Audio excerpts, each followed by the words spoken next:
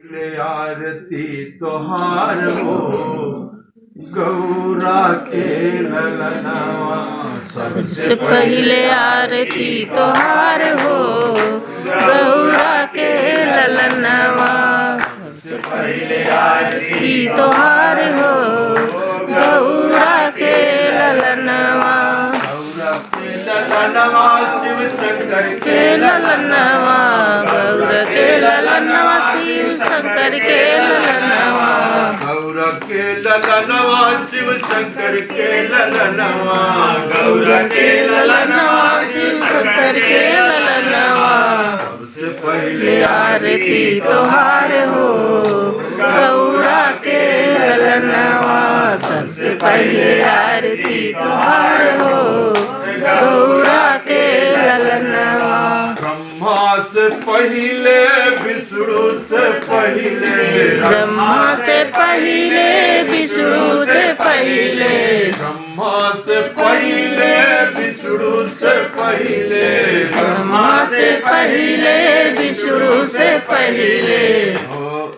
शंकर से पहले तोहार हो गौरा के ललनवा।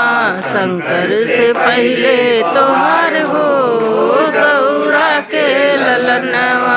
सबसे पहले आरती तोहार हो गौरा के ललनवा। सबसे पहले आरती तोहार हो गौरा के ललनवा। गौरा के ललनवा शिव शंकर के ललनवा। गौरा के ललनवा शिव शंकर के ललनवा। गौरा के ललनवा शिव शंकर के ललनवा। गौरा के ललनवा शिव शंकर के ललनवा। सबसे पहले आरती तोहार हो गौरा के ललनवा। सबसे पहले आरती तोहार हो गौरा के ललनवा। काली से पहले दुर्गा से पहले। काली से पहले दुर्गा से पहले। काली से पहले दुर्गा से पहले। काली से पहले दुर्गा से पहले। लक्ष्मी से पहले तोहार हो गौरा के ललनवा। लक्ष्मी से पहले तोहार हो गौरा के ललनवा। सबसे पहले आरती तोहार हो गौरा के ललनवा। सबसे पहले आरती तोहार हो गौरा के ललनवा। गंगा से पहले जमुना से पहले। गंगा से पहले जमुना से पहले। गंगा से पहले जमुना से पहले। गंगा से पहले जमुना से पहले।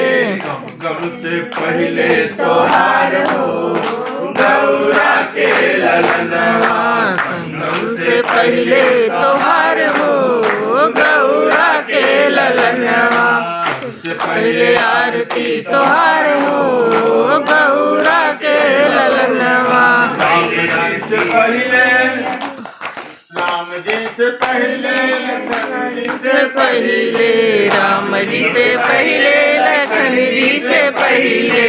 राम जी से पहले लखन जी से पहले। राम जी से पहले लखन जी से पहले। हनुमत से पहले तोहार हो गौरा के ललनवा। हनुमत से पहले तोहार हो गौरा के ललनवा। पहले आरती तोहार हो गौरा के ललनवा। सबसे पहले आरती तोहार हो गौरा के ललनवा। काशी से पहले मथुरा से पहले। काशी से पहले मथुरा से पहले। काशी से पहले मथुरा से पहले।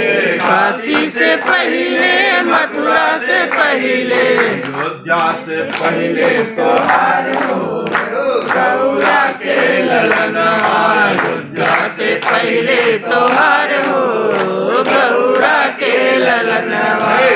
पहले आरती तोहार हो